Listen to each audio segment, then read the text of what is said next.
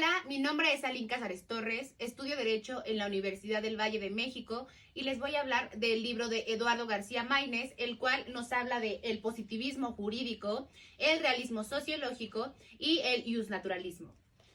Voy a empezar por hablarles del positivismo jurídico.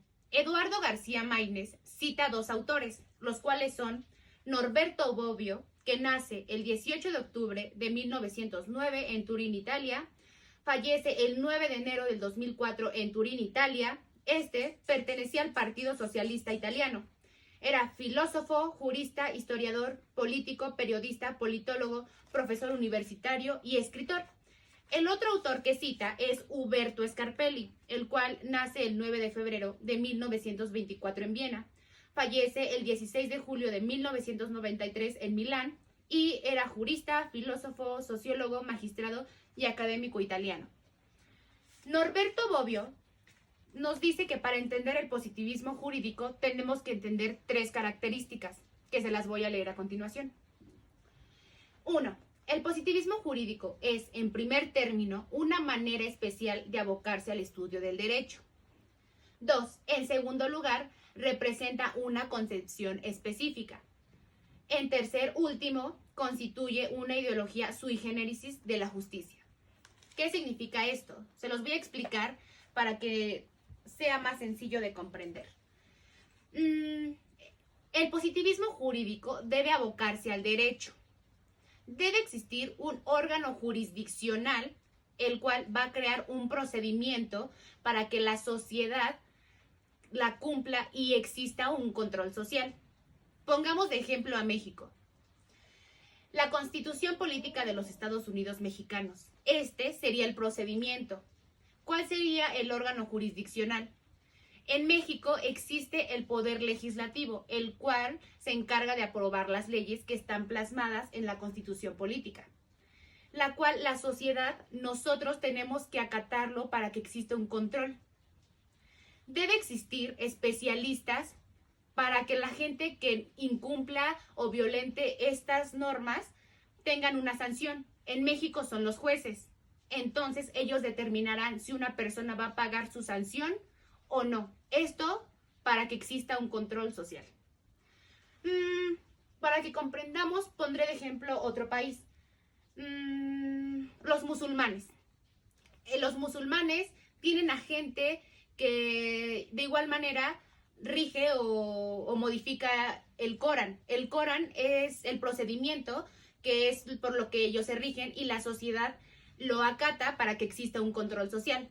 Son diferentes tipos se basan en diferentes, ¿no? Ya que este es más religioso, o sea, los musulmanes, y México pues son las leyes, ¿no? O sea, no, en México nosotros somos laicos. Entonces es esto, cada país se va a abocar o va a adoptar su tipo de gobierno conforme mejor les convenga o el tipo de sociedad que tengan. Umberto Scarpelli nos dice que hay una lucha entre la moral y entre el derecho, ya que hay gente que acata las reglas por el miedo a la sanción y hay gente que es a la moral, o sea, hay gente que dice yo no robo por un respeto que le tengo a la sociedad, ellos son más moralistas. Entonces, pues hay dos tipos de personas, ¿no? Los que por miedo y los que por su simple moral. Esto es el positivismo jurídico. La siguiente escuela es el realismo sociológico jurídico, el cual García Maínez cita a Alf Rose. Alf Rose nació el 10 de junio de 1899 en Dinamarca. Falleció el 17 de agosto de 1979 en Bærum, Dinamarca. Él fue educado en la Universidad de Uppsala. Él era jurista, juez y filósofo. Él nos menciona tres enunciados lingüísticos, que son las aserciones, que es decir, enunciados de significado representativo, las exclamaciones sin significado representativo ni propósito de influir sobre la conducta ajena, y las directivas o enunciados no representativos que obedecen al propósito de ejercer influjo sobre el comportamiento de otros sujetos. Bueno, además de esto, él nos habla de una teoría y nos pone un ejemplo. Él pone de ejemplo que están dos sujetos jugando el juego de ajedrez y hay un tercero, otra persona observando este juego. Él sabrá que es un juego, pero él no conoce de estas reglas, no sabe cómo se juega. Ok, entonces, si él juega, no, o sea, simplemente va a perder. Digamos que esta persona se encargó de investigar cómo se jugaba. Entonces él es principiante.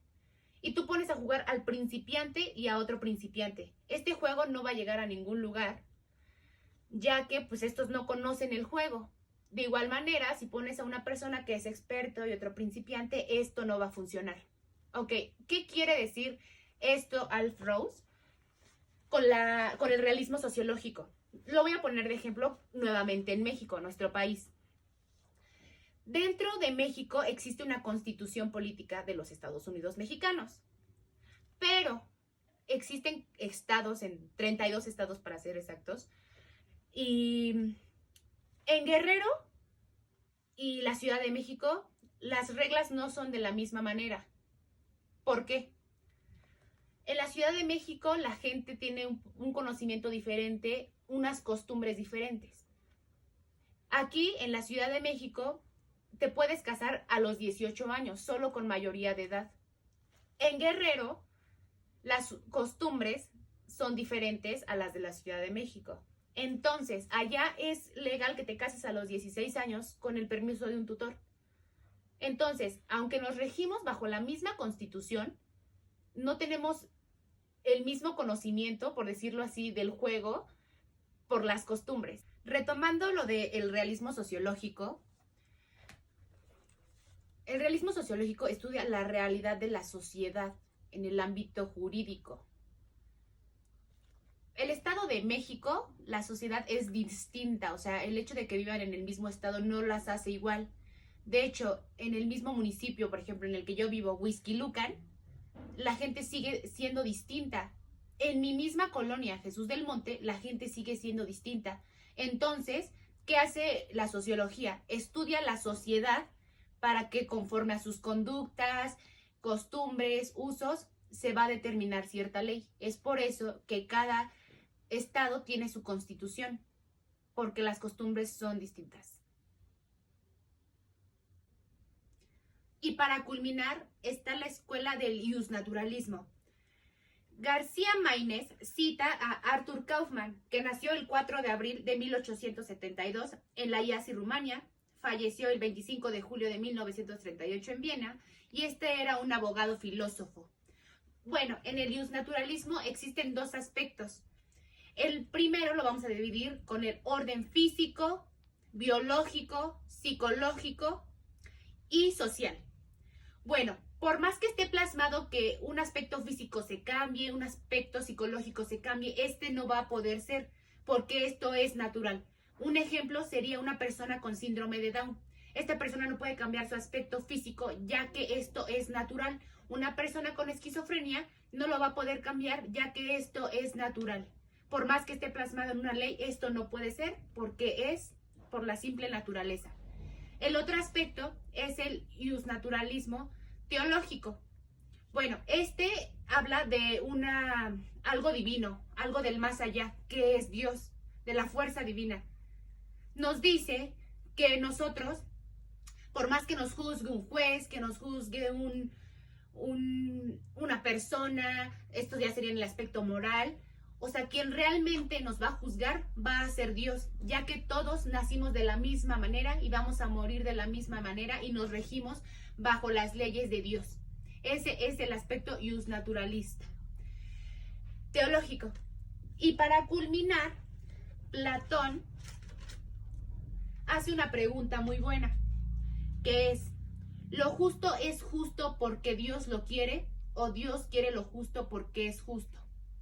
La respuesta es: lo justo place a Dios porque es justo, pero no es lo justo porque place a Dios. Y bueno, este es un pequeño resumen y explicación de las escuelas que nos narra en su libro Positivismo Jurídico, Realismo Sociológico y Iusnaturalismo, Eduardo García Maínez. Gracias.